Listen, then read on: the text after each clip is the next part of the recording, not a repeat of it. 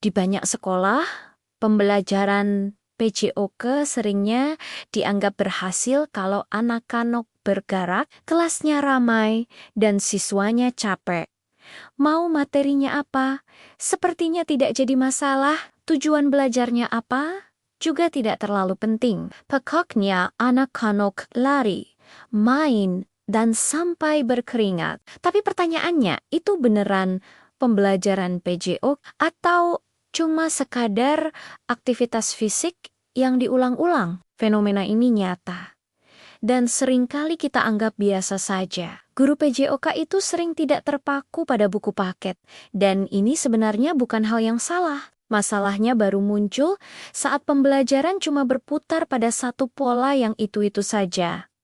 Lari pemanasan, permainan bebas, lalu selesai. Berdasarkan pengalaman saya langsung di lapangan, aktivitas seperti ini memang membuat anak bergerak, tetapi tidak selalu membuat anak belajar. Tanpa tujuan yang jelas, guru jadi sulit mengukur apa yang sebenarnya berkembang dari siswa. Apakah keterampilan geraknya, kemampuan kerjasamanya, disiplinnya, atau jangan-jangan yang berkembang cuma rasa lelahnya. PJOK itu bukan cuman soal membuat anak capek, tapi membantu anak memahami tubuhnya, geraknya, dan potensinya. Saat pola yang penting bergerak ini dilakukan terus-menerus, pembelajaran PJOK jadi stagnan.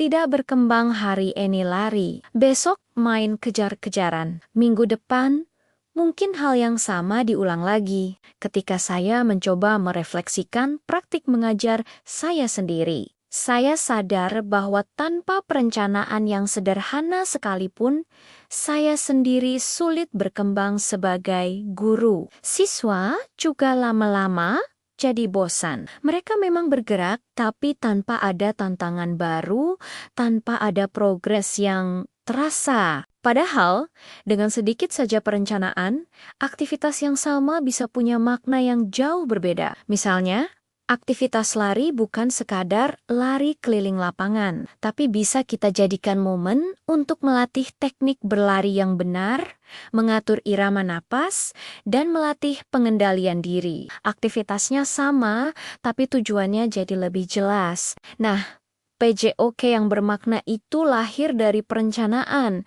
bukan dari sekadar keramaian di lapangan. Berdasarkan pengalaman saya di kelas, perubahan itu tidak harus besar atau rumit. Saya mulai dari hal yang sangat sederhana, yaitu bertanya pada diri sendiri sebelum mengajar.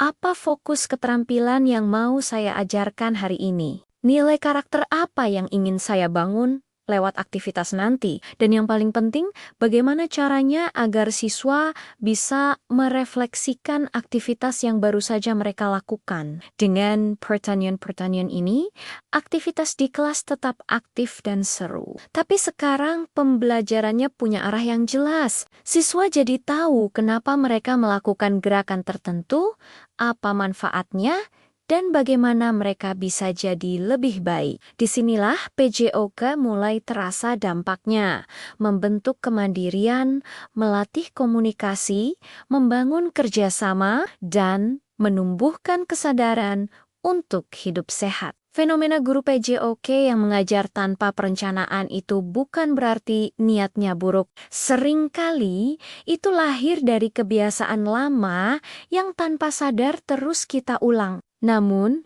guru PJOK yang profesional bukanlah yang kelasnya paling ramai, tetapi yang arah belajarnya paling jelas. Anak capek itu wajar, anak bergerak itu penting, tapi anak belajar itu tujuan utamanya. Kalau Anda seorang guru PJOK yang ingin pembelajarannya jadi lebih bermakna, bukan sekadar melelahkan, subscribe channel ini. Sampai bertemu di fenomena guru PJOK berikutnya.